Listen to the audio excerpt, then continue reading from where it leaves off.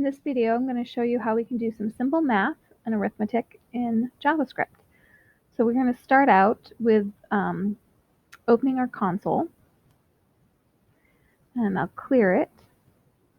Okay, now when we start, we have two numbers, variables. Number 1 is 10, number 2 is 2, and we're console logging that num1 equals, and I have a comma here, num1, and then I'm console logging num2 equals within a plus sign, num2. The plus sign is concatenating, so it's taking num2 and it's going to turn it into a string and add it to num2 equals.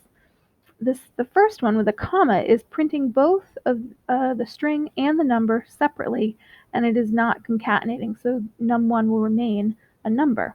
Let's just open that console again. There we go. So num1 you can see equals 10, num2 equals 2. The reason why 10 is orange instead of green and not inside the quotes is because, like I said, we're using the comma here and not the plus sign. So we're not concatenating it, we're not turning it into a string, we're printing it separately. So there are two numbers, just so we're sure. We've got 10 and 2 for num1 and 2. Now let's try some addition.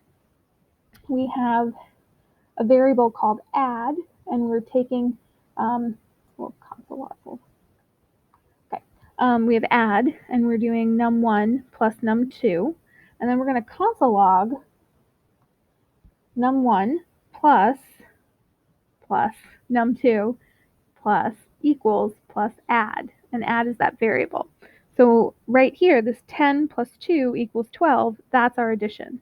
And maybe it would help if we added addition here. So let's go ahead and add addition. And don't forget to concatenate. There we go. So we got that because it didn't like that we didn't have, as we were typing, we hadn't had the plus there yet. So there's addition. Let's go ahead and we'll look at subtraction. I'm going to add the subtraction here first before we do anything. We will go ahead and comment out the addition. I will comment in the subtraction, and then we can see subtraction. 10 minus 2 is 8. That's working. Again, I had a variable sub that did the arithmetic, and I saved that arithmetic inside the value sub. Multiplication, we can do the same thing. Of course.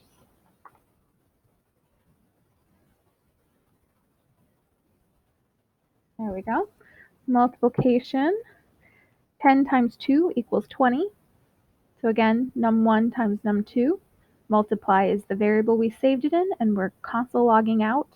Now, if I just wanted the answer, I could just do 20, but when you console log out, again, we used console logging to debug our programs. It's important that we are giving ourselves some indication of what it is we're console logging out. So by saying multiplication here, and then signifying what we want to happen, it's helping us to see, yes, indeed, the multiplication is working and it is correct.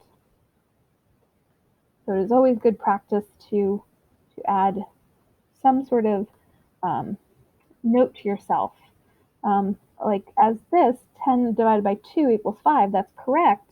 And yes, we know it's division, but it might just be helpful if we were doing multiple divisions of different things, it might be helpful to add division here. So that, again, it just didn't like that while we were typing. So division, 10 divided by 2 equals 5. And it helps us to say, yes, that is working. Our program is functioning the way we want it to. Console log helps us to debug that and helps us to see that we are indeed getting what we want.